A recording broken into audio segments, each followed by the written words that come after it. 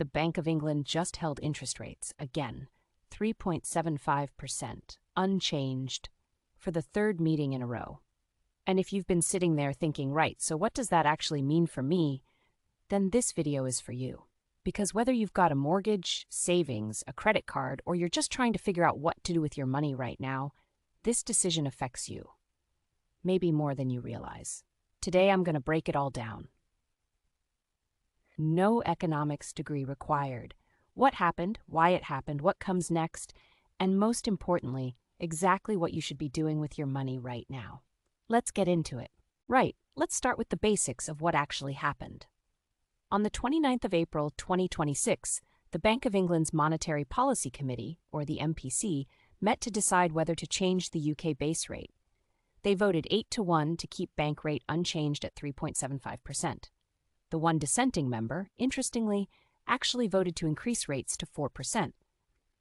So not a single member voted for a cut this time around. That is a significant shift from just a few months ago. February 2026, 5-4 to hold, 4 members wanted a cut. March 2026, unanimous hold, 9-0. April 2026, 8-1 to hold, 1 member wants a rise. The direction of travel among the MPC is clearly becoming more hawkish. That means more cautious, leaning toward keeping rates higher rather than cutting them. And the reason is pretty clear when you look at the context. So, why did they hold? There are 2 big reasons. Reason 1, inflation is still above target. The Bank of England's job is to keep inflation at 2%. Right now, UK CPI inflation is sitting at 3.3%. That's meaningfully above target. Now it has come down significantly from the peak of over 11% back in 2022, and rates have been cut by 1.5 percentage points since August 2024, from 5.25% down to 3.75%. But the bank isn't there yet, and they've made it crystal clear they will not rush the final stretch. Reason 2, the Middle East conflict and energy prices. This is the new wild card that's changed everything in 2026. The escalating conflict in the Middle East has sent global energy prices sharply higher. That means higher fuel bills, higher gas prices, higher costs for businesses, which feeds directly into inflation. The MPC said it themselves, monetary policy, cannot control energy prices, but it can make sure the knock-on effects, what they call second-round effects, don't embed themselves into wages and wider prices. In plain English, they're worried that if they cut rates too soon and energy costs push inflation back up, they'll have lost control of the situation. And, after the experience of 2022, they are absolutely not taking that risk. So, hold. Again, just to give you the full picture, here's where we've been.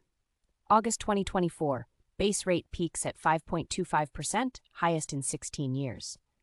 Late 2024, December 2025, 6 consecutive cuts as inflation eased.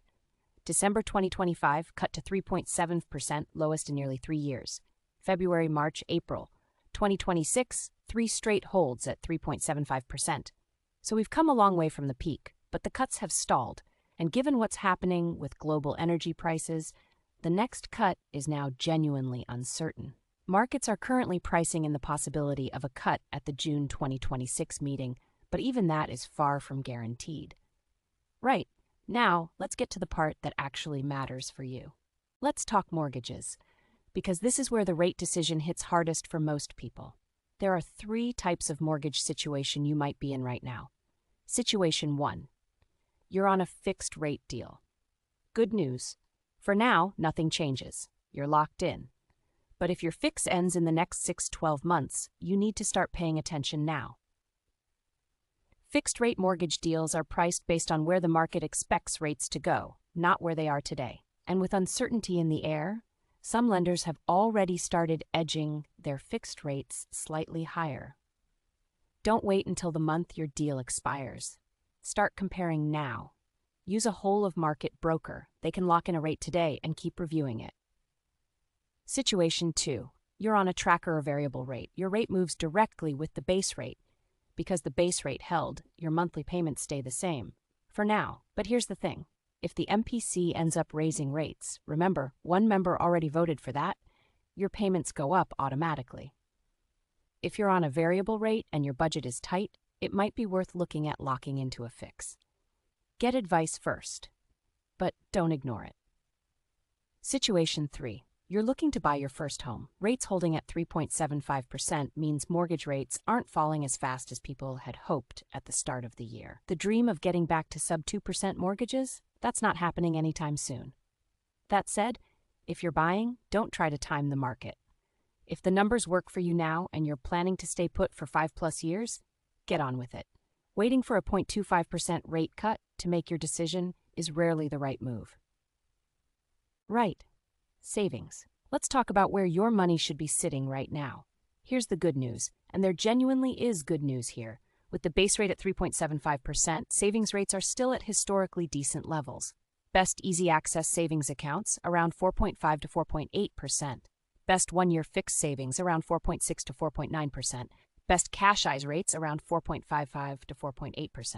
Premium bond prize fund rate 4.40%. These are genuinely solid returns compared to where we were just 3 years ago. But, and this is crucial, these rates will not last forever. When the bank eventually does cut rates, and they will, savings rates will follow, possibly quickly. Lenders are fast to cut savings rates when the base rate drops. So here's what you should be thinking about right now. Move 1. Get your cash working harder immediately. If you're still sitting in a high street bank account earning 1.5% or less, you are leaving money on the table every single month. Check Money Saving Expert or MoneyFacts today. Switch. Move 2. Consider locking some cash into a fixed-rate deal. If you've got money you won't need for 12 months, a one-year fixed savings account or fixed cash ISA is worth a serious look. You lock in the current rate, and if rates fall, you're protected. Move 3. Use your ISA allowance. We've talked about this before, but it's never been more relevant. Interest rates are high. A cash ISA right now is earning you close to 5%, completely tax-free. Once rates fall, this window closes. Don't waste it. Let's talk about debt, because this matters too. With the base rate at 3.75%, credit card rates and personal loan rates remain elevated.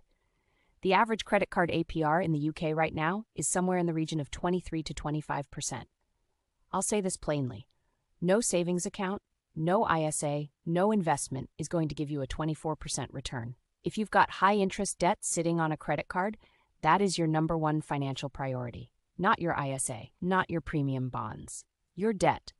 A 0% balance transfer card, if you can get one, is one of the most powerful tools available to you. Money Saving Expert has an eligibility checker. Use it.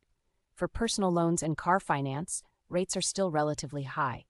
If you're thinking about taking on new debt right now, model out the total cost very carefully. The temptation to borrow when rates feel lower than they were at the peak is real. But 3.75% base rate still means expensive consumer debt. Right, the question everyone wants answered. What happens next? I'll be straight with you. Nobody knows for certain. Not the MPC, not the markets, not me. But here's what we do know. The next MPC meeting is the 18th of June 2026. Markets are currently split on whether we'll see a cut in June. Some analysts think the energy price shock means the bank will hold for longer. Others think domestic inflation pressures are easing enough to justify a cut. What we do know from the MPC's own language, they are data dependent. That means every inflation print, every jobs report, every energy price move, all of it feeds into their next decision. What would trigger a cut? CPI inflation falling closer to or below 2.5%, evidence of wage growth continuing to ease, global energy prices stabilizing or falling, signs of the economy weakening more than expected. What would push rates higher? Inflation picking back up above 3.5 to 4%, energy prices continuing to surge, wages re-accelerating, a significant weakening of the pound. Here's the honest take. We're in a genuinely uncertain period. The most likely path is probably 1 or 2 cuts before the end of 2026, but that's not guaranteed. And one member already voting to raise rates at the April meeting tells you everything about how cautious this committee has become. Plan your finances for rates to stay roughly where they are for the next 6 to 12 months. Anything better than that, treat it as a bonus. Right, let's bring it all together. Here's your action plan for right now. Step 1. Mortgage check. When does your current deal end? If it's within the next 12 months, start comparing today. Use a whole-of-market broker, not just your current lender.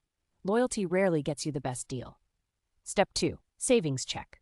Are you earning at least 4% on your cash savings? If not, switch. Go to Money Saving Expert right now. This takes 20 minutes and could earn you hundreds extra a year. Step 3, ISA check. Have you used any of your £20,000 ISA allowance this tax year? Cash ISA rates are close to 5% right now, tax-free. This window will not stay open forever. If you're investing long-term, stocks and shares ISA, don't sit in cash waiting for rates to fall and miss years of compounding growth. Step 4, debt check. Any high-interest debt? Credit cards, store cards, expensive personal loans. Make a plan. Balance transfer if possible. Overpay where you can. High-interest debt in a 3.75% base rate environment is still brutally expensive. Step 5, don't panic. Don't ignore it. Rates holding is not a disaster. It's not a crisis. But it is a signal. A signal to make sure your money is working as hard as it possibly can in the current environment, because the window won't be open forever. So, the Bank of England held rates at 3.75%. Again, the big picture. Inflation is still above target, energy prices are a wild card, and the MPC is in no rush to cut. A June cut is possible, but far from certain. What you should take away from this: if you've got a mortgage coming off a fixed deal, act now, not later. If your savings are sat in a rubbish account, switch today. If you haven't used your ISA allowance, this is your window. If you've got high-interest debt, that's priority number 1. The people who do well financially aren't the ones who time the market perfectly. They're the ones who take action when it matters. And right now, it matters. If this video helped you, give it a like and subscribe, and share it with someone who's been wondering what on earth the Bank of England decision actually means for them. In the next video, we're breaking down how to choose the right fund for your stocks and shares ISA, beginner to advanced. So hit the bell so you don't miss it. See you in the next one. Take care.